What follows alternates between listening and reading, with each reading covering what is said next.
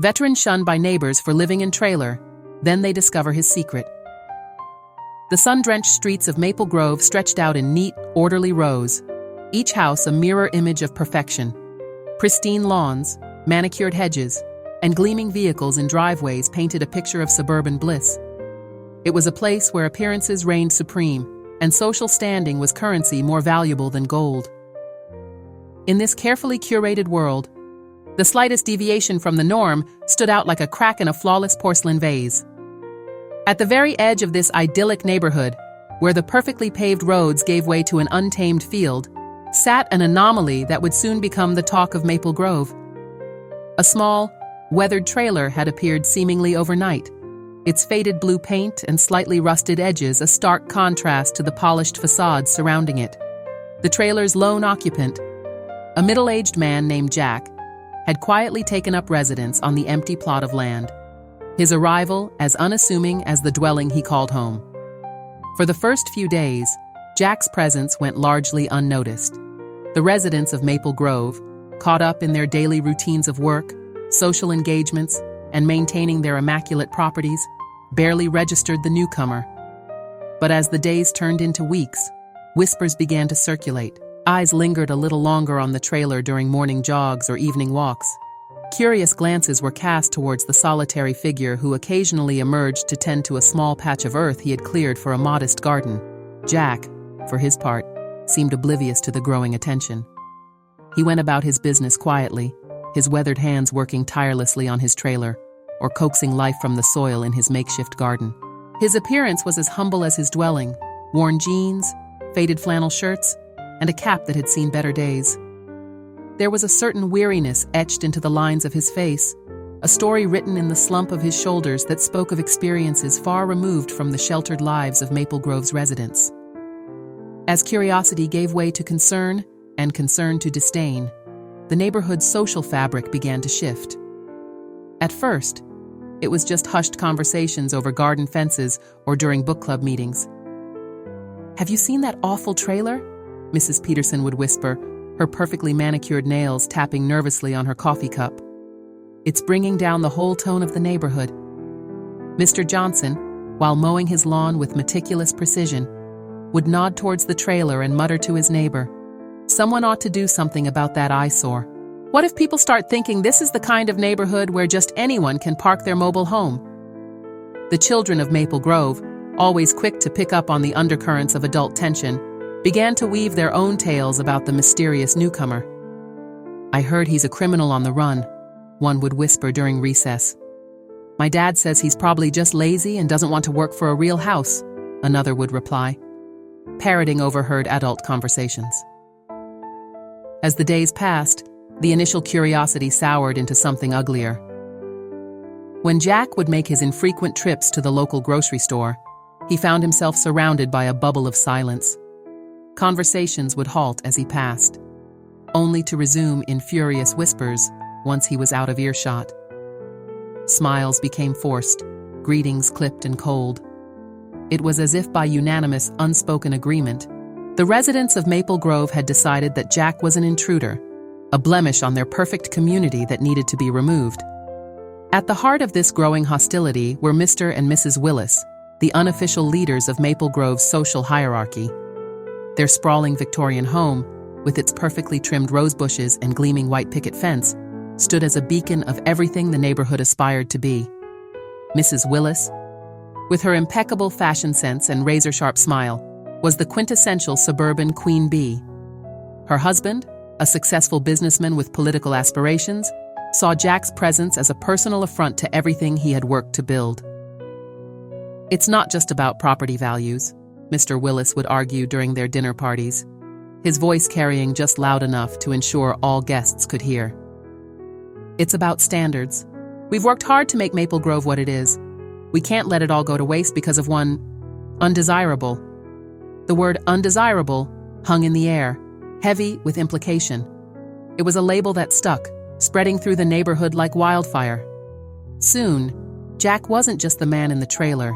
He was the undesirable, a title that seemed to justify every sideways glance, every whispered insult.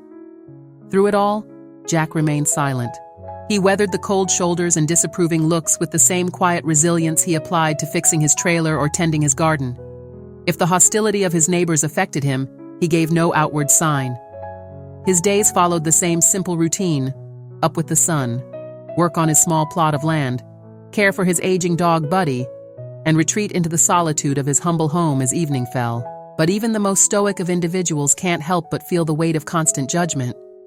In the privacy of his trailer, away from prying eyes, Jack's shoulders would slump a little more. His hands, calloused and strong from years of labor, would sometimes tremble as he poured his evening cup of coffee. Buddy, sensing his master's unspoken distress, would press closer, offering silent canine comfort. As autumn crept into Maple Grove, painting the perfectly maintained trees in hues of gold and crimson, the tension in the neighborhood reached a fever pitch. What had started as whispers and sidelong glances was evolving into something more tangible, more malicious. The line had been drawn, and in the eyes of Maple Grove, Jack was firmly on the other side. Little did the residents know that their neat, orderly world was about to be shaken to its core. The man they had judged so harshly, the one undesirable they were so eager to cast out, held a story that would challenge everything they thought they knew about worth, sacrifice, and the true meaning of community. As the crisp autumn wind whispered through the trees of Maple Grove, change was coming. Change that would force every resident to look beyond the surface and confront the prejudices they didn't even realize they harbored. As the golden hues of autumn gave way to the stark barrenness of winter, the atmosphere in Maple Grove grew increasingly frosty, and not just because of the weather. The initial discomfort caused by Jack's presence had fermented into outright hostility. A silent war waged through meaningful glances and hushed conversations. The once peaceful neighborhood now thrummed with an undercurrent of tension, like a taut wire ready to snap at any moment. The first salvo in this Cold War came in the form of a crumpled fast food wrapper, deliberately tossed onto Jack's small plot of land. It was quickly followed by other small acts of unkindness: a newspaper soaked by an errant sprinkler, a car horn blaring unnecessarily as it passed his trailer late at night. These actions, while seemingly minor, carried the weight of the neighborhood's collective disapproval. One crisp morning, Jack emerged from his trailer to find a note taped to his door. The paper, expensive and thick, bore a message in elegant cursive: "Your presence is unwanted. Please leave." The unsigned note fluttered in the chilly breeze, a tangible manifestation of the neighborhood's sentiment. Jack stood there for a long moment, his weathered face impassive as he read and reread the cruel words. Then, with a slight sigh that clouded in the cold air, he carefully folded the note and tucked it into his pocket before going about his day as usual. This quiet resilience in the face of their hostility only served to frustrate the residents of Maple Grove further. They couldn't understand why their not-so-subtle hints weren't working, why this man refused to be driven away by their cold shoulders and disapproving stares. Jack's stoic endurance became a source of endless speculation and gossip. "I heard he's on the run from the law," Mrs. Peterson whispered over her garden fence to Mrs. Johnson. "Why else would someone choose to live like that unless they're hiding from something?" Mr. Willis, holding court at his regular Sunday brunch, had his own theory. "He's probably just lazy," he declared, his voice carrying across the perfectly manicured lawn. "Some people just don't want to work for a living. They'd rather leech off society and bring down decent neighborhoods like ours." These rumors and speculations spread through Maple Grove like wildfire, each retelling adding new, more outlandish details to Jack's imagined background. He became a shapeshifter in the neighborhood's collective imagination, a criminal mastermind in one version, a government spy in another, and sometimes just a symbol of everything they feared about the world beyond their carefully maintained bubble. The children of Maple Grove, always quick to pick up on the anxieties of their parents, began to weave their own fantastic tales about the mysterious man in the trailer. They dared each other to run past Jack's property, convinced that his trailer was haunted, or that he was some kind of monster waiting to snatch unsuspecting kids. "I bet he eats children," one boy whispered dramatically on the playground. "That's why he lives alone. He's waiting for his chance to grab one of us." These childish fantasies, born from overheard adult conversations and active imaginations, only served to further isolate Jack. Parents, hearing these stories, became even more determined to keep their children away from the dangerous outsider. Through it all, Jack remained an enigma. His daily routine rarely varied. He would emerge from his trailer at dawn, work on his small garden or tinker with his aging vehicle, and occasionally make the trek to the local grocery store for supplies. These infrequent forays into the public eye became events in themselves, with neighbors watching from behind curtains or suddenly finding reasons to be out on their front lawns as he passed. Jack's appearance did little to dispel the wild theories about his past. His face, weathered and lined, spoke of years spent under harsh suns and in unforgiving conditions. A slight limp, barely noticeable unless one was looking for it, hinted at old injuries. And his eyes, deep-set and often shadowed under the brim of his worn cap, seemed to hold secrets that the residents of Maple Grove both feared and desperately wanted to uncover. The only constant companion in Jack's life appeared to be his dog, Buddy. The old canine was as weather-beaten as his master, with graying muzzle and cloudy eyes that spoke of advancing years. Yet there was a loyalty in the way Buddy stuck close to Jack, a bond that seemed to go beyond mere pet and owner. On cold nights, residents walking their pedigreed dogs would sometimes see Jack and Buddy sitting outside the trailer, sharing the warmth of a small fire, two silent figures against the backdrop of stars. As winter deepened, this quiet determination in the face of both natural and social adversity began to spark a grudging curiosity in some of the less hostile residents. They found themselves wondering about the man's past, not in the salacious way of rumors, but with a growing sense that there might be more to Jack's story than met the eye. Sarah Thompson, a young woman who had recently moved to Maple Grove, found herself particularly intrigued. Unlike many of her neighbors, Sarah didn't see Jack as a threat or an eyesore. Instead, she saw a man who seemed to carry the weight of untold stories on his shoulders. From her kitchen window, she would often observe Jack going about his daily tasks, noting the precision of his movements and the care he took in everything he did, from tending his small garden to mending his clothes. There's got to be more to his story, Sarah mused one evening, watching as Jack split logs with practiced ease. No one chooses to live like that without a reason. But even as some residents like Sarah began to question the prevailing narrative about Jack, others doubled down on their hostility. The Willis family, in particular, seemed to take Jack's continued presence as a personal affront. Mr. Willis could often be heard complaining loudly about property values and the unsightly elements bringing down the neighborhood, in the form of a neighborhood meeting that would change everything. As the residents of Maple Grove prepared for this gathering, little did they know that they were about to embark on a journey that would challenge their preconceptions and force them to confront the prejudices they didn't even realize they harbored. The stage was set for a confrontation that would peel back the layers of Jack's mysterious past and, in doing so, hold a mirror up to the very soul of Maple Grove itself. As the date of the meeting approached, a sense of anticipation mixed with unease settled over the neighborhood like a heavy blanket of snow, promising to change the landscape in ways no one could predict. The Maple Grove Community Center, a stately brick building that usually hosted book clubs and yoga classes, hummed with nervous energy on a chilly Wednesday evening. The parking lot was full, a sea of luxury vehicles gleaming under the streetlights. Inside, the large meeting room was packed to capacity, with every chair filled and latecomers lining the walls. The air was thick with tension and the mingled scents of expensive perfumes and aftershaves. At the front of the room, Mr. Willis stood at a podium, his usual polished demeanor slightly ruffled by the gravity of the situation. His wife sat in the front row, her perfectly coiffed hair and designer outfit a stark contrast to the subject of their gathering, the man in the trailer at the edge of their pristine neighborhood. "Friends and neighbors," Mr. Willis began, his voice carrying easily over the murmur of the crowd.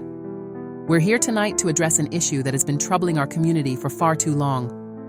He paused, his eyes sweeping across the room, meeting nods of agreement and encouraging smiles. "The individual who has taken up residence in that eyesore of a trailer is not just a blight on our landscape. He represents a threat to everything we've built here in Maple Grove." A ripple of assent moved through the audience. Mrs. Peterson, her voice shrill with indignation, called out, "He's bringing down our property values. My sister was thinking of moving here, but she changed her mind after seeing that trailer." This outburst opened the floodgates. Suddenly, everyone had a complaint to air, a grievance to share about the mysterious man who had disrupted their perfect world. "My kids are scared to walk past his place. I heard he doesn't even have a job. How does he afford to live? What if he's some kind of criminal?" The accusations flew thick and fast, each more outlandish than the last. Mr. Willis let the commotion continue for a few moments before raising his hands for silence. "I understand your concerns," he said, his tone measured and authoritative. "That's why we're here tonight. We need to take action, as a community, to protect our homes, our families, and our way of life." As Mr. Willis laid out his plan, the room fell into a tense silence. "I propose we confront this individual directly," he stated, his voice filled with conviction. "We'll invite him to a neighborhood gathering, under the guise of welcoming him, of course, and then we'll make it clear that his presence here is undesirable." A murmur of agreement rippled through the crowd, but Sarah Thompson, sitting near the back, felt a knot forming in her stomach. She had been observing Jack from afar and couldn't shake the feeling that there was more to his story than met the eye. "But have we even tried talking to him?" she asked, her voice barely audible above the general consensus. Mr. Willis's eyes narrowed slightly at the interruption. "My dear," he said, his tone patronizing, "we shouldn't have to talk to someone about maintaining basic standards. This is Maple Grove. We have a reputation to uphold." The meeting continued, with plans being made and roles assigned. It was decided that the confrontation would take place at the upcoming Spring Fling event, traditionally a celebration of community and new beginnings. The irony was lost on no one.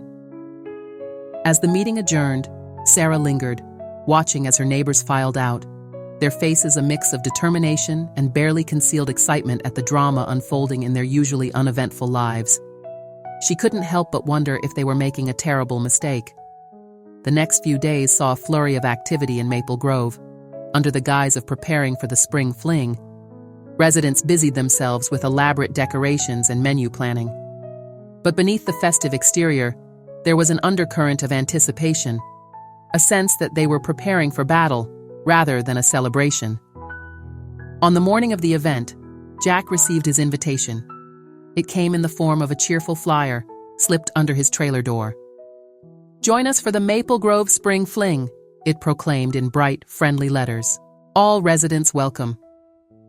Jack stood in his doorway for a long moment, the flyer in his weathered hands. His eyes, usually guarded, held a hint of surprise and perhaps a glimmer of hope. Buddy, sensing his master's conflicted emotions, pressed against his leg supportively. As evening fell, the community center was transformed. Twinkling lights adorned every surface. Tables groaned under the weight of potluck dishes, and a banner proclaiming "Welcome to Maple Grove" hung prominently at the entrance. The residents arrived in their finest spring attire, an array of pastel colors and forced smiles. The tension in the air was palpable as everyone waited, eyes darting frequently to the door. Would he come? The question hung unspoken in every conversation, in every nervous laugh. And then, just as the party was in full swing, he appeared. Jack stood in the doorway, a silent figure that seemed to draw all the light and sound from the room. He was dressed in what was clearly his best, a clean flannel shirt, pressed jeans, and boots that had been meticulously shined. His cap was clutched in his hands, revealing silver-streaked hair neatly combed. For a moment, no one moved. The contrast between Jack's simple, dignified appearance and the over-the-top decorations seemed to highlight the absurdity of the situation. Mr. Willis was the first to recover. Plastering on his most charming smile, he approached Jack with an outstretched hand. "Welcome," he boomed, his voice carrying across the suddenly silent room. "We're so glad you could join us." Jack took the offered hand, his grip firm but brief. His eyes, sharp and observant, took in the scene before him. The forced smiles, the tense postures, the way conversations had abruptly halted at his entrance. It was clear that he understood this was no ordinary welcome party. As Jack was ushered further into the room, the party resumed with an almost manic energy. People clustered in small groups, shooting furtive glances in his direction, while pretending to be engrossed in conversation. Jack accepted a plate of food with quiet thanks but ate little, his posture alert, like a soldier in enemy territory. The breaking point came halfway through the evening. Mr. Willis, bolstered by liquid courage and the supportive nods of his neighbors, decided it was time to address the elephant in the room. Clinking his glass for attention, he turned to Jack with a smile that didn't quite reach his eyes. "Now, Jack," he began, his tone falsely jovial, "we're all curious about you. You've been in our little community for a while now, but we hardly know anything about you. What brings you to Maple Grove?" The room fell silent, all eyes on Jack. This was the moment they had been waiting for, the confrontation they had planned so meticulously. Jack's response was not what anyone expected. He stood slowly, his eyes moving from face to face, taking in the expectant, almost hungry expressions. When he spoke, his voice was low but clear, carrying easily in the hushed room. "I came here looking for peace," he said simply. "After years of noise and chaos, I thought I'd found a quiet place to rest." He paused, a sad smile touching his lips. "I see now that I was mistaken." The blunt honesty of his words hung in the air, making several people shift uncomfortably. But Jack wasn't finished. With a deep breath, he continued, his voice gaining strength. "I know what you all think of me. I've heard the whispers, seen the looks. You want to know who I am? I'm a man who's seen things you can't imagine, who's lost more than you'll ever know. I'm a veteran who came home to find that the country I fought for had no place for me anymore." A collective gasp went through the room. This was not the story they had fabricated in their minds, not the easy villain they had cast him as. Jack's words continued, each one falling like a hammer on the fragile facade of their prejudices. "I chose that trailer because it's all I can afford on my veteran's pension. I keep to myself because sometimes the memories are too much to bear. And every day, I wake up and try to find a reason to keep going, to believe that there's still good in this world." As Jack's words faded, a profound silence descended on the room. The carefully constructed narratives, the self-righteous indignation, all crumbled in the face of this simple, devastating truth. Mr. Willis, his face ashen, opened his mouth to speak, but found no words. It was Sarah who broke the silence. Moving forward, she placed a gentle hand on Jack's arm. "I'm so sorry," she said, her voice choked with emotion. "We had no idea. We never even tried to understand." One by one, the residents of Maple Grove began to approach Jack. There were murmured apologies, hands reaching out in support, eyes filled with shame and dawning understanding. The party that had been intended as a confrontation became something entirely different, a moment of collective realization, a community facing its own prejudices and finding them wanting. As the evening drew to a close, Jack slipped out quietly, leaving behind a neighborhood forever changed. The residents of Maple Grove went home that night with heavy hearts and racing minds, forced to confront uncomfortable truths about themselves and their community. The spring fling, meant to be a turning point in their campaign against the outsider, had indeed marked a turning point, but not the one they had anticipated. It was the beginning of a transformation, a painful but necessary journey towards understanding and acceptance. As Jack walked home under the stars, Buddy faithfully at his side, he felt a strange mix of emotions: sadness at the reminder of his past, relief at having finally spoken his truth, and perhaps, just perhaps, a tiny spark of hope for the future. The streets of Maple Grove were quiet that night, but it was a different kind of quiet than before. It was the silence of reflection, of long-held beliefs being re-examined, of a community on the cusp of change. The perfect facade had cracked, revealing the flawed, human hearts beneath. And in that vulnerability lay the potential for genuine connection and growth. In the days following the spring fling, an uneasy quiet settled over Maple Grove. The manicured lawns and pristine houses stood as silent witnesses to the internal struggles of their owners. The revelation of Jack's past had shaken the community to its core, forcing each resident to confront their own prejudices and preconceptions. Among those most affected was Sarah Thompson. The young woman had recently moved to Maple Grove, seeking the purported tranquility of suburban life after years in the bustling city. Unlike many of her neighbors, Sarah had always felt a twinge of discomfort at the treatment Jack received. Now, in the wake of his revelations, she found herself unable to shake the feeling that there was still more to his story. On a crisp morning, as the first hints of spring began to color the trees, Sarah stood at her kitchen window, a steaming mug of coffee warming her hands. Her gaze, as it often did these days, drifted to Jack's trailer at the edge of the neighborhood. She watched as he emerged, greeting the day with a slight nod, as if acknowledging an old friend.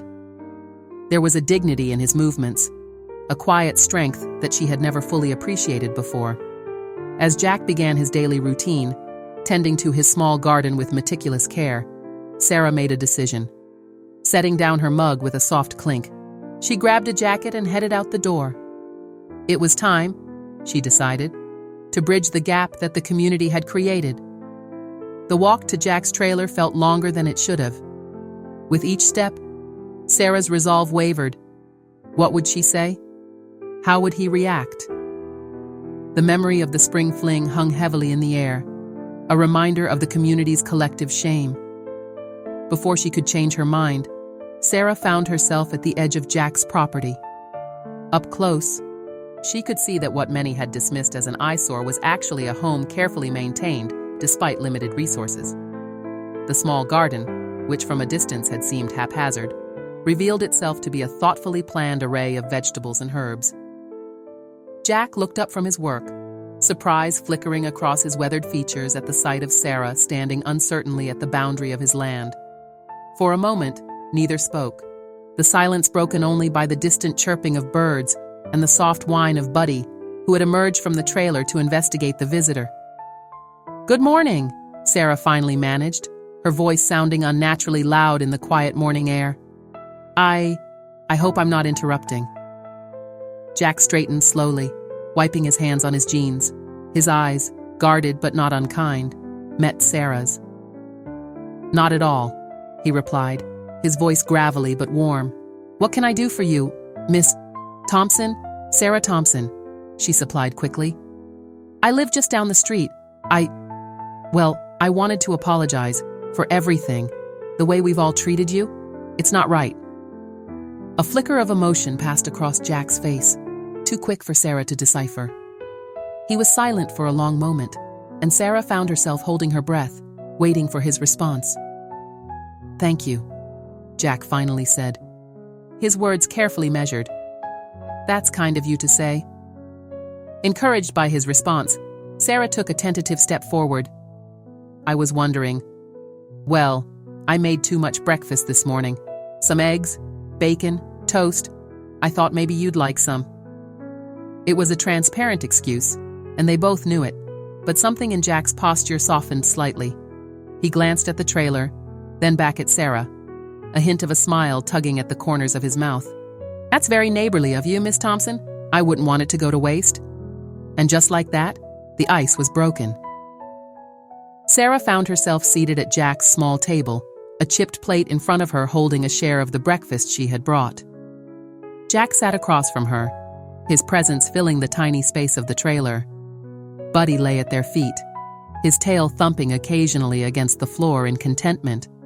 As they ate, Sarah's eyes couldn't help but wander, taking in the details of Jack's home. The interior of the trailer was sparse but meticulously clean. A few framed photographs hung on the walls, their subjects too distant for Sarah to make out clearly. A bookshelf, sagging slightly under the weight of well-worn volumes, occupied one corner. "So, Miss Thompson?" Jack's voice broke into her observations. What made you decide to reach out today?" Sarah considered her answer carefully. "I guess I realized that the whole neighborhood, really, we've been making assumptions without ever trying to understand. After what you said at the spring fling, Well, I couldn't stop thinking about it. About you. Your story. Jack's eyes, when they met hers, held a depth of emotion that took Sarah's breath away. There was pain there, certainly, but also a glimmer of something else. Hope, perhaps? Or the cautious beginnings of trust. It's not an easy story to tell, Jack said slowly, his gaze drifting to one of the photos on the wall. Or to hear, for that matter. Sarah leaned forward slightly, her breakfast forgotten. I'd like to hear it, she said softly. If you're willing to share. For a long moment, Jack was silent, his eyes focused on something Sarah couldn't see. When he finally spoke, his voice was low, almost a whisper. I served 3 tours overseas, saw things, did things that no one should have to, came back to a world that had moved on without me, where I didn't fit anymore. As Jack spoke, the words seeming to flow more easily with each passing moment, Sarah listened with rapt attention. She learned of his struggles with PTSD, of nights spent battling demons that no one else could see. She heard about the friends he had lost, the survivor's guilt that plagued him, the difficulty of adjusting to civilian life after years in a war zone. The trailer. It's not much, I know, Jack continued, gesturing around the small space. But it's mine, paid for with my pension. It's quiet here, or it was supposed to be. Thought maybe I could find some peace, start over. Sarah felt tears prickling at the corners of her eyes. The man before her was not the outsider, the threat that the neighborhood had painted him to be. He was a hero, a man who had sacrificed everything for his country, only to find himself cast aside and misunderstood. Jack, she said, her voice thick with emotion. I had no idea. None of us did. We've been so wrong, so unfair to you. Jack's smile was sad but genuine. Can't blame folks for what they don't understand. It's easier to fear what's different, what doesn't fit into your idea of how things should be. As their conversation continued, Sarah found herself seeing Jack in a new light. The weariness she had mistaken for aloofness revealed itself as the weight of experiences she could scarcely imagine. His quiet demeanor, once interpreted as standoffishness, now seemed a hard-won calm in the face of inner turmoil. When Sarah finally left Jack's trailer, the sun was high in the sky, and her heart was full of conflicting emotions. She felt shame for her part in the community's treatment of Jack, anger at the system that had failed him, and a deep admiration for his resilience and dignity in the face of adversity. As she walked home, Sarah's mind raced with thoughts of how to make things right. She knew that one conversation, one morning of understanding, couldn't erase months of mistreatment, but it was a start. A seed of change had been planted, and Sarah was determined to see it grow. Unbeknownst to both Jack and Sarah, their conversation had not gone unnoticed. Mrs. Peterson, out for her mid-morning power walk, had seen Sarah enter Jack's trailer. By lunchtime, whispers of this unexpected visit were circulating through Maple Grove. The neighborhood grapevine, once a conduit for gossip and speculation about Jack, was now buzzing with a new kind of energy. Curiosity, tinged with the first hints of remorse. As evening fell over Maple Grove, Sarah sat on her porch, watching the sky turn a deep purple. She thought about Jack, alone in his trailer with only Buddy for company. She thought about her neighbors, going about their evening routines, perhaps pausing to glance towards the edge of the community where Jack's home stood. Something had shifted in Maple Grove. The carefully maintained facade of perfection had cracked, revealing the complex, flawed, and ultimately human hearts beating beneath the surface. And in that vulnerability, in the space between what they had believed and what they now knew, lay the potential for real change. The days following Sarah's visit to Jack's trailer saw a subtle but noticeable shift in the atmosphere of Maple Grove. The once unified front of disapproval had fractured, replaced by a complex tapestry of emotions ranging from curiosity to guilt. Sarah's interaction with Jack had not gone unnoticed, and soon, whispers of a different kind began to circulate through the neighborhood. Sarah found herself at the center of this quiet storm. Neighbors who had once avoided her gaze now sought her out, their voices hushed and eyes wide with curiosity. Is it true? they would ask. Did you really talk to him? What's he like? She answered their questions carefully, sharing only what she felt wouldn't betray Jack's trust. But with each conversation, Sarah could see the seeds of change taking root. The monster they had created in their minds was slowly being replaced by the image of a man, complex, wounded, but undeniably human.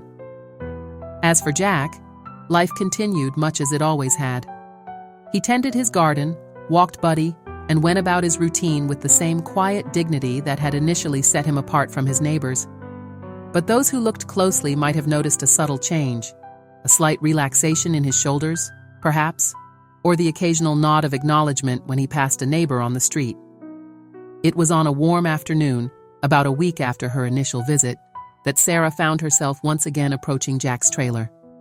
This time, she carried a basket filled with fresh vegetables from her own small garden, an offering of peace and a tentative step towards friendship. Jack was outside, bent over an old lawnmower, his hands deftly maneuvering tools as he worked to coax life back into the aging machine.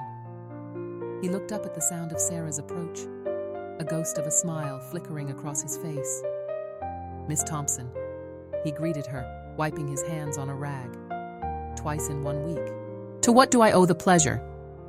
Sarah held out the basket, feeling suddenly shy. "I thought you might like some fresh vegetables. From my garden," she added, somewhat unnecessarily. Jack's eyes softened as he accepted the basket. "That's mighty kind of you. Why don't you come in? I was just about to take a break anyway." As they settled into what was becoming a familiar routine, Sarah perched on the small sofa, Jack in his worn armchair, Buddy curled contentedly at their feet. A comfortable silence fell between them. It was Jack who finally broke it, his voice quiet, but steady. "I've been thinking about our last conversation," he began, his eyes fixed on a point somewhere beyond the trailer's small window. "About what I told you, and I realized, well, I didn't tell you everything." Sarah leaned forward slightly, her heart quickening. She had sensed there was more to Jack's story.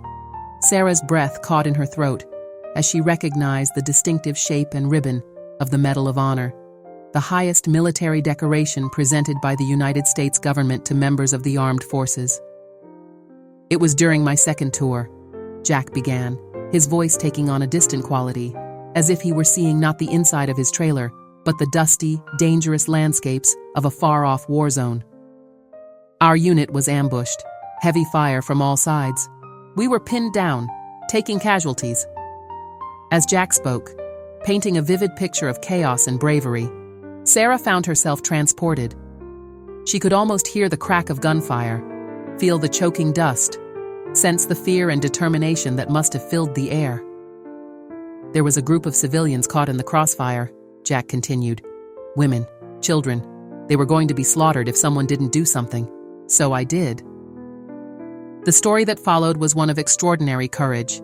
Jack had single-handedly created a diversion, drawing enemy fire away from both his unit and the civilians. Despite being wounded multiple times, he had managed to hold off the attackers long enough for reinforcements to arrive, saving dozens of lives in the process. "They said I was a hero," Jack finished, his voice barely above a whisper. "Gave me this medal. Called me a credit to my country. But when I came home, well, let's just say the welcome wasn't quite what I'd expected." Sarah sat in stunned silence, trying to reconcile the man before her. Humble, quiet, living in a small trailer at the edge of a judgmental community, with the hero of the story she had just heard. "Jack," she finally managed, her voice choked with emotion. "Why didn't you tell anyone? The neighborhood? They would have..." Jack's smile was sad, but understanding. "What? Treated me differently? That's not why I did what I did, Sarah. I didn't want to be treated like a hero. I just wanted to be treated like a person." As Sarah left Jack's trailer that day, her mind was whirling. The weight of what she had learned sat heavily on her shoulders. She knew that this information, if shared, would completely transform the neighborhood's perception of Jack. But she also understood the trust Jack had placed in her by sharing his story. Unknown to both Jack and Sarah, their conversation had once again been observed. "Mr. Johnson, out walking his pedigree dog, had seen Sarah enter Jack's trailer. Curiosity piqued. He had lingered, catching snippets of their conversation through the open window. By nightfall, whispers of Jack's true identity were spreading through Maple Grove like wildfire. A war hero, the whispers said. A Medal of Honor recipient. The very same people who had once crossed the street to avoid Jack now spoke his name with a mixture of awe and shame. As lights blinked out across Maple Grove that night, a profound change was taking place. The community that had once united in their desire to oust Jack now found themselves united in a different cause: the need to make amends, to right the wrongs they had committed against a man who had sacrificed so much for his country. In his trailer at the edge of the neighborhood, Jack sat in his armchair, Buddy's head resting on his knee. He could feel the change in the air, sense the shift in the community's perception. Part of him longed for the anonymity he had sought when he first came to Maple Grove. But another part, a part he had thought long buried, felt a glimmer of hope. As he drifted off to sleep, Jack's dreams were a mixture of past and present. The chaos of the battlefield blending with the manicured lawns of Maple Grove, the faces of his fallen comrades merging with those of his neighbors. And through it all, a sense that perhaps, just perhaps, he had finally found a place where he could belong. The revelation of Jack's past had set in motion a chain of events that would transform not just Jack's life, but the very fabric of the Maple Grove community. The coming days would bring challenges and opportunities, as the residents grappled with their guilt and sought ways to bridge the chasm they had created. But for now, in the quiet of the night, a fragile peace had settled over the neighborhood, a peace tinged with the promise of understanding, acceptance, and perhaps even redemption. The morning after the truth about Jack's past had spread through Maple Grove dawned with an air of subdued introspection. The usually bustling streets were quieter, the cheerful greetings between neighbors replaced by thoughtful nods and meaningful glances. It was as if the entire community had woken up to find itself in a world slightly off-kilter, familiar, yet irrevocably changed. At the heart of this transformation was a profound sense of collective shame. The very same people who had once whispered behind their hands about the eyesore at the edge of their perfect neighborhood now found themselves grappling with the knowledge that they had shunned a decorated war hero, a man who had risked everything to save others. Mr. Willis, who had been the most vocal opponent of Jack's presence, was among those hit hardest by the revelation. The man who had once stood tall at community meetings, rallying his neighbors against the perceived threat, now moved through his days with slumped shoulders and a furrowed brow. The weight of his actions, the realization of how deeply he had misjudged and mistreated Jack, seemed to have aged him overnight. It was Mr. Willis who took the first tentative steps towards making amends. On a crisp morning, he found himself standing at the edge of Jack's property, a basket of freshly baked goods from his wife clutched in his hands like a shield. His knock on the trailer door echoed in the quiet morning air, each rap feeling like a judgment on his past behavior. When Jack opened the door, Mr. Willis found himself at a loss for words. How does one apologize for months of cruelty and prejudice? How does one make right a wrong so profound? Mr. Willis. Jack's voice was even, betraying no emotion. What can I do for you? Mr. Willis swallowed hard, extending the basket like a peace offering. That is to say, my wife and I, we wanted to. He trailed off, the carefully prepared speech deserting him in the face of Jack's steady gaze. Jack's eyes flickered to the basket, then back to Mr. Willis's face. For a long moment, he said nothing, and Mr. Willis felt the full weight of his judgment. Then, slowly, Jack's expression softened. Oh, would you like to come in for a cup of coffee, Mr. Willis? It was a small gesture, but in that moment, it felt monumental. As Mr. Willis stepped into the trailer he had once derided as an eyesore, he felt as though he were crossing more than just a physical threshold. This scene, played out in various forms across Maple Grove over the following days, marked the beginning of a profound shift in the community. The neighbors who had once avoided Jack now sought him out, each bearing their own versions of apology and recompense. Mrs. Peterson brought over a homemade pie. The Johnsons offered to help Jack with some repairs on his trailer. Even the children, picking up on the change in their parents' attitudes, began to wave shyly at Jack when they saw him on the street. Sarah watched this transformation with a mixture of relief and cautious optimism. She had been worried about how Jack would handle the sudden attention, the abrupt shift from pariah to celebrated hero. But Jack met each overture with the same quiet dignity that had sustained him through the months of isolation and judgment. One evening, about a week after the truth had come to light, Sarah found Jack sitting outside his trailer, Buddy at his feet. The setting sun painted the sky in brilliant hues of orange and pink, casting a warm glow over the neighborhood. "Quite a change, isn't it?" Sarah said softly, settling herself on the ground next to Jack's chair. Jack nodded, his eyes on the horizon. "It's something, all right. Never thought I'd see the day when Mrs. Peterson would willingly set foot on my property." There was a hint of amusement in his voice, but Sarah could sense the underlying tension. "How are you holding up?" she asked gently. Jack was quiet for a long moment, absently scratching behind Buddy's ears. "It's a lot," he finally said. "Part of me is grateful, to be seen, to be accepted. But another part? Misses the quiet?" Sarah suggested. Jack's smile was tinged with sadness. "Something like that. I came here looking for peace, for a place to just be.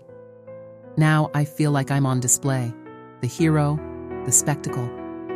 Sarah nodded, understanding dawning.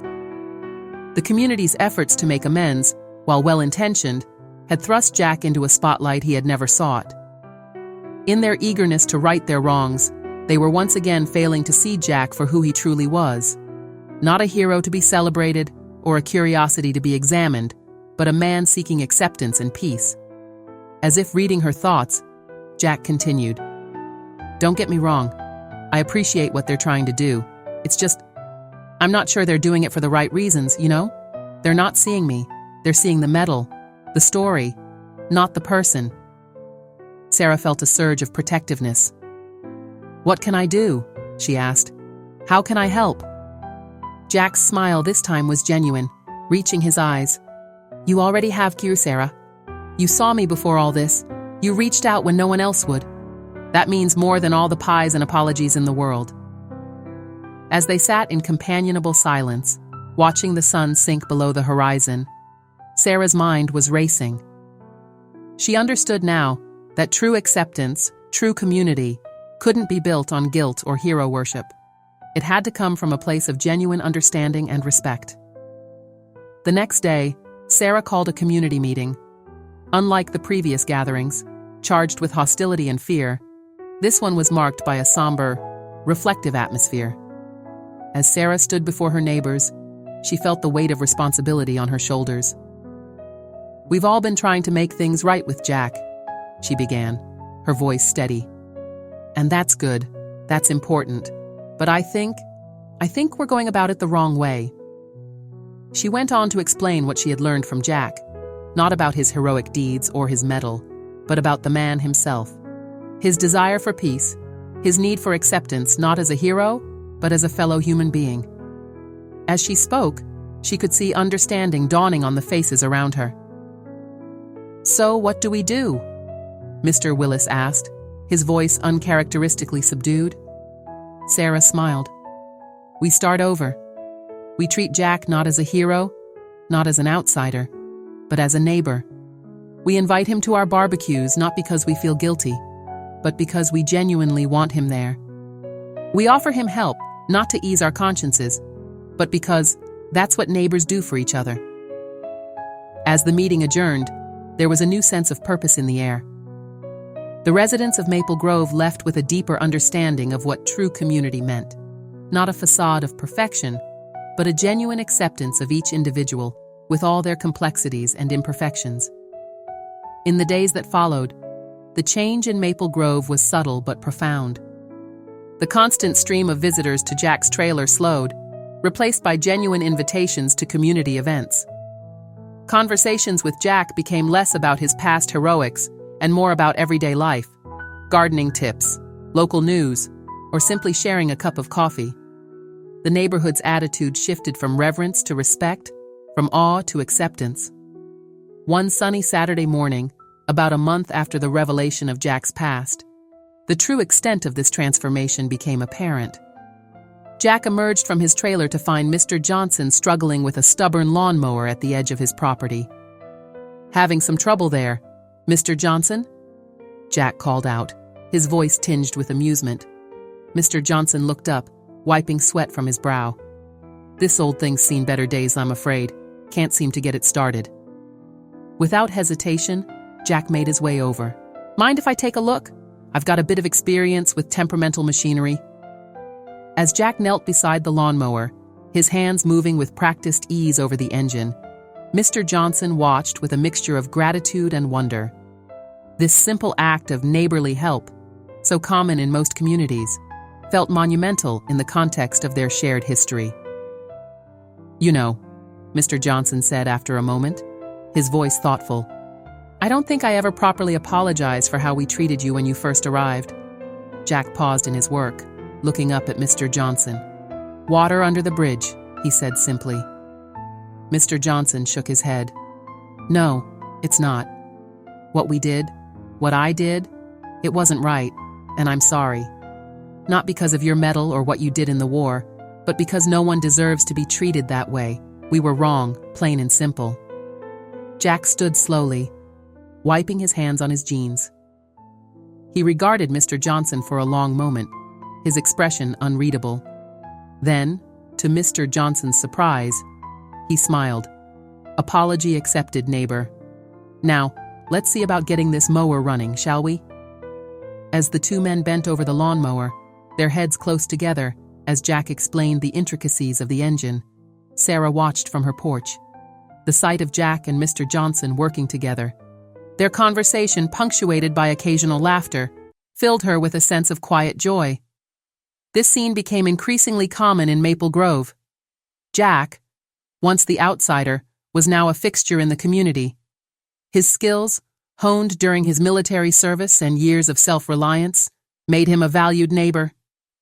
He could be found helping Mrs. Peterson prune her rose bushes, teaching the neighborhood children how to build birdhouses, or sharing gardening tips with anyone who asked. The change wasn't just in how the community treated Jack, but in how they treated each other. The experience had opened their eyes to the dangers of prejudice and the importance of looking beyond surface appearances. Maple Grove, once a place of manicured lawns and carefully maintained facades, was becoming a true community where differences were celebrated and kindness was the norm. One warm evening, as summer began to hint at its arrival, the transformation of Maple Grove culminated in an impromptu neighborhood gathering. It started small, Sarah inviting Jack over for a barbecue, the Wilsons overhearing and asking if they could join, word spreading until nearly the entire neighborhood was involved. As the sun began to set, casting a golden glow over the gathered neighbors, Jack found himself at the center of a community he had once believed would never accept him. Children played with Buddy, shrieking with laughter as the old dog lumbered after them. Adults clustered in small groups, conversation flowing easily, punctuated by the sizzle of the grill and the clink of glasses. Mr. Willis, a plate of food in hand, made his way to where Jack stood slightly apart from the crowd, observing the scene with a look of quiet contentment. "Quite a change from a few months ago, eh?" Mr. Willis said, his tone conversational but tinged with an undercurrent of emotion. Jack nodded, his eyes scanning the gathered neighbors. "It certainly is." Mr. Willis was quiet for a moment, seeming to gather his thoughts. "You know, Jack, I've been thinking a lot about what happened, about how we treated you, how I treated you, and I've realized something." Jack turned to face him, his expression open and attentive. "We talk a lot in this country about honoring our veterans, about respecting their sacrifice," Mr. Willis continued. "But it's easy to say the words, to put up flags and give speeches. It's a lot harder to truly understand, to see the person behind the uniform and accept them for who they are, scars and all." Jack's eyes softened, a look of understanding passing between the two men. "What I'm trying to say," Mr. Willis went on, "is that I'm grateful, not just for your service, though of course for that too, but for the lesson you've taught us all, about judgment, about community, about what it really means to be a good neighbor and a good person. Jack was quiet for a long moment, his gaze drifting back to the gathered community. When he spoke, his voice was low but filled with emotion. "You know, when I came here, I thought I was looking for peace, for a quiet place to escape the memories, the pain. But what I've found, it's so much more than that. I found a home." As the evening wore on, the gathering showed no signs of winding down. The air was filled with the sound of laughter, of stories being shared, of a community coming together in true harmony. Jack, once the outsider, was now at the heart of it all, his quiet strength and gentle humor drawing people to him like moths to a flame. Sarah, watching from the edge of the gathering, felt a sense of pride and joy wash over her. This was what community was supposed to be, not a collection of perfect houses and manicured lawns, but a group of people who accepted each other, flaws and all, who came together in times of need, who celebrated each other's joys and shared each other's sorrows. As the stars began to twinkle in the darkening sky, Sarah raised her glass in a silent toast. To Jack, whose courage and resilience had taught them all a valuable lesson. To her neighbors, who had shown that it's never too late to learn and grow. And to Maple Grove itself, a community transformed. The night air was filled with the buzz of conversation, the clinking of glasses, and the soft strumming of a guitar someone had brought out. In that moment, under the vast canopy of stars, Maple Grove wasn't just a neighborhood, it was a family, bound together by shared experience and newfound understanding. And at its heart was Jack, the man they had once shunned, now the thread that wove them all together in a tapestry of acceptance, respect, and true community spirit. As summer gave way to autumn, the transformation of Maple Grove continued to deepen and evolve. The change that had begun with Jack's arrival and accelerated with the revelation of his past had taken root, growing into something beautiful and enduring. The physical appearance of the neighborhood remained much the same: pristine lawns, well-maintained homes, and tree-lined streets. But beneath this familiar exterior, a profound shift had occurred. The superficial perfection that had once been Maple Grove's hallmark had been replaced by something far more valuable: a genuine sense of community and mutual understanding. Jack's trailer, once seen as an eyesore, had become a beloved fixture of the neighborhood. With the help of his neighbors, it had undergone a transformation of its own. A fresh coat of paint, some minor repairs, and the addition of a small porch had turned it into a cozy home that fit perfectly into the Maple Grove landscape. The garden that Jack had started on his arrival had expanded, with neighbors contributing plants and helping to tend it. It had become a community project, a symbol of their collective growth. On a crisp October afternoon, as the trees of Maple Grove blazed with autumn colors, the neighborhood gathered for their annual fall festival. Unlike in previous years, when the event had been a showcase of affluence and social standing, this year's festival had a different feel. There was a warmth to the proceedings, a sense of genuine joy and togetherness that hadn't been present before. Jack, once the outsider, was now at the heart of the festivities. He manned the grill, flipping burgers and hot dogs with practiced ease, joking with neighbors as they came up for food. Buddy, no longer confined to Jack's property, roamed among the gathered families, accepting pets and treats with tail-wagging enthusiasm. Sarah, watching the scene from her spot at the dessert table, felt a sense of pride and contentment wash over her. She remembered the tense, judgmental atmosphere of the previous year's festival, the whispered conversations about the man in the trailer. The contrast with the current scene of laughter, warmth, and inclusion was stark. As the afternoon wore on, Mr. Willis stepped up onto a small platform that had been set up for announcements. The crowd quieted, turning their attention to him. "Friends and neighbors," Mr. Willis began, his voice carrying across the gathered crowd. "Warwick, I want to thank you all for coming out today. This festival has always been about celebrating our community, but I think we can all agree that this year we have something truly special to celebrate." There were nods and murmurs of agreement from the crowd. Mr. Willis continued, his eyes scanning the faces before him. "A year ago, we thought we knew what made Maple Grove special. We thought it was our perfect lawns, our beautiful homes, our social status. But we've learned something important this year, haven't we? He paused, his gaze settling on Jack, who stood at the edge of the crowd, listening intently. We've learned that true community isn't about how things look on the outside. It's about how we treat each other. It's about acceptance, understanding, and looking beyond our preconceptions to see the person underneath. Mr. Willis's voice grew emotional as he continued. I want to take a moment to thank someone who taught us all a valuable lesson. Jack, he said, gesturing towards where Jack stood.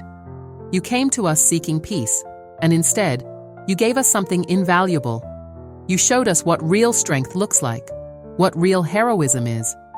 Not just in your past actions, which were undoubtedly heroic, but in your quiet dignity in the face of our prejudice and mistreatment. You've made Maple Grove a better place, and we're honored to call you our neighbor and our friend. A round of applause broke out, growing in intensity as Jack, looking slightly embarrassed but deeply moved, made his way to the platform. As he stood beside Mr. Willis, the applause turned to cheers, with several people wiping tears from their eyes. Jack raised a hand, and the crowd quieted. When he spoke, his voice was steady, but filled with emotion. I came to Maple Grove looking for a quiet place to heal, to find some peace. What I found was so much more. I found a community. I found understanding. I found a home. He paused, his eyes scanning the faces before him. But I want you all to understand something. The change that's happened here, the growth we've all experienced, that's not because of me. It's because of all of you. You had the courage to look at yourselves, to acknowledge your mistakes, and to change. That's not an easy thing to do. So thank you. Thank you for accepting me, for seeing me as I am. And thank you for showing me that even after everything I've been through, there's still good in this world. As Jack stepped down from the platform, he was engulfed in a sea of hugs and handshakes. The festival continued, but there was a new energy to it now, a sense of shared emotion and deepened bonds. As the sun began to set, casting long shadows across the neighborhood, Sarah found Jack sitting on a bench at the edge of the festivities. Buddy lay at his feet, contentedly gnawing on a donated hot dog bun. Quite a speech, Sarah said, settling onto the bench beside him. Jack smiled, his eyes on the scene before them. Children played on the grass, their laughter carried on the crisp autumn air. Adults clustered in small groups, conversation flowing easily.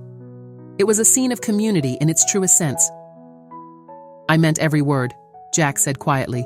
This place, these people, they've given me something I thought I'd lost forever. Sarah nodded, understanding. And you've given us something too, a chance to be better, to grow. They sat, in companionable silence for a while, watching as the festival began to wind down. Families gathered their belongings, calling out goodbyes and promises to get together soon. There was a sense of reluctance to leave, as if everyone wanted to hold on to the warmth and connection of the day just a little longer. As the last of the neighbors drifted away, Jack and Sarah remained on their bench. The setting sun painted the sky in brilliant hues of orange and pink, a fitting end to a day of warmth and connection. You know, Jack said, breaking the silence, when I first came here, I used to sit outside my trailer every evening, watching the sunset. I felt so alone then, so out of place. Sarah turned to look at him, seeing the play of emotions across his face. Now, Jack continued, I still watch the sunset, but it feels different. I'm not just watching it. I'm part of it, part of this place, this community. As if to emphasize his point, a call came from across the street. Jack, Sarah, we're having an impromptu potluck. Bring whatever you've got in the fridge, Jack chuckled, shaking his head in amusement. See what I mean? As they stood to join their neighbors, Sarah felt a deep sense of contentment. Maple Grove had changed, yes, but it had changed for the better. They had all learned valuable lessons about judgment, acceptance, and the true meaning of community. The sun dipped below the horizon, painting the sky in deepening shades of purple and blue. But in Maple Grove, Warmth and light continued to glow, in lit windows, in shared meals, in deepened friendships, and in the knowledge that they had all grown together. Jack, once the outsider, was now the heart of the community. His quiet strength, his resilience, and his capacity for forgiveness had shown them all a better way to live. And in accepting him, in learning from him, they had all become better versions of themselves. As night fell over Maple Grove, the neighborhood settled into a peaceful quiet, but it was a different kind of quiet than before. It was the quiet of a community at peace with itself, of people who had learned to look beyond the surface and see the true worth in each other. In his trailer at the edge of the neighborhood, Jack sat in his favorite chair, Buddy at his feet. The medal that had once been hidden away now sat on a shelf, not as a symbol of past glory, but as a reminder of the journey that had brought him to this place, this moment. As he drifted off to sleep, Jack's dreams were no longer haunted by the ghosts of his past. Instead, they were filled with the faces of his neighbors, his friends. In Maple Grove, Jack had found more than just a place to live. He had found a place to heal, to grow, and to belong. And in that belonging, in the acceptance and understanding of his community, Jack had finally found the peace he had been searching for all along.